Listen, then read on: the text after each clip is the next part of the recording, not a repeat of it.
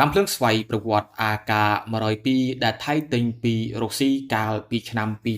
2018បានចូលរួមសង្គ្រាមថៃនិងកម្ពុជាជាលើកទី2នៅដំណាក់កាលសង្គ្រាមជុំទី2អនុទានបានសម្រេចចិត្តដកកងទ័ពមួយចំនួនដែលប្រចាំការនៅភាគខាងត្បូងថៃនិងតាមតំបន់នានាមកចូលរួមប្រយុទ្ធឈ្លានពានទឹកដីកម្ពុជាដែលមានកងទ័ពសរុបប្រហែល180,000 នាក់កងទ័ពថៃដែលដកចេញពីភាគខាងត្បូងនោះឈ្មោះថា Volunteer Defense Corps ឬក៏អានជាភាសាថៃថាកងអាសារក្សាដិនដែងប្រែថាកងកម្លាំងរក្សាដែនដី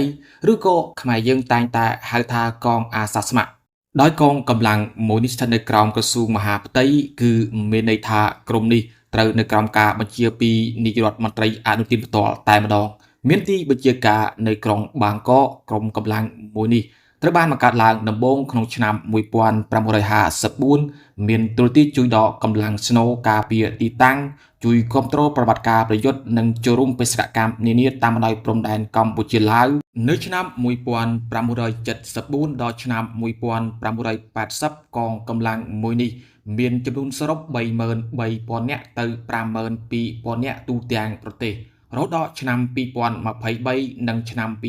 2024មានចំនួនប្រហែល80,000 នាក់ជាងនិងពួកគេត្រូវបានបង្វឹកនៅជំនាញប្រយុទ្ធសំខាន់បន្ថែមទៀតដូចជាការធ្វើសង្គ្រាមបែបព្រៃភ្នំការប្រើប្រាស់អាវុធធុនធ្ងន់ជាដើមបន្ទាប់មកទៀត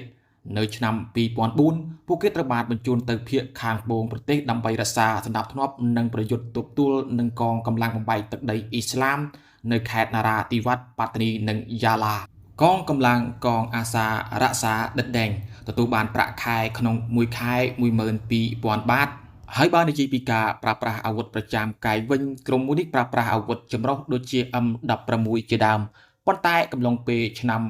2004នៅពេលដែលទៅប្រចាំការនៅតំបន់ភាគខាងត្បូងក៏ជួបបញ្ហានៃការប្រើប្រាស់អាវុធដោយកំភ្លើងរបស់ពួកគេមាន M16 ជាដើមប្រើប្រាស់មិនសូវមានប្រសិទ្ធភាពនៅក្នុងការប្រយុទ្ធក្នុងព្រៃដោយកម្លាំងគ្រាប់ផ្ទុះ M16 មិនសូវខ្លាំងទើបនៅឆ្នាំ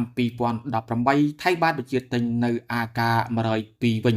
ដើម្បីបំពាក់ឲ្យក្រុមមួយនេះពីព្រោះគ្រាប់អាការ102ស័ក្តិសមនឹងសង្គ្រាមនៅតំបន់ព្រៃជាងរហូតដល់សង្គ្រាមឈ្លានពានកម្ពុជាឆ្នាំ2025កន្លងទៅថ្មីនេះអនុទានបានដកកម្លាំងមួយចំនួនមកចូលរួមប្រយុទ្ធនឹងកងទ័ពខ្មែរនៅតាមសមរភូមិតាមព្រៃភ្នំនានាដូចជាភ្នំ350ជាដើមហើយពួកគេក៏នាំមកជាមួយនៅកាភ្លើង AK-102 នេះដែរដោយ AK-102 ត្រូវបានផលិតដោយរុស្ស៊ីក្នុងឆ្នាំ2000ជាមួយនឹងទម្ងន់ទទេ3គីឡូក្រាមបណ្ដោយប្រវែង824មីលីម៉ែត្រប្រើប្រាស់គ្រាប់ប្រភេទ 5.56 គុណនឹង45មីលីម៉ែត្រស្តង់ដារ NATO អាចបាញ់បានចម្ងាយ500ម៉ែត្រជាចម្ងាយបាញ់មានប្រសិទ្ធភាពអត្រាបុនគ្រាប់រត់850ម៉ែត្រក្នុង1វិនាទី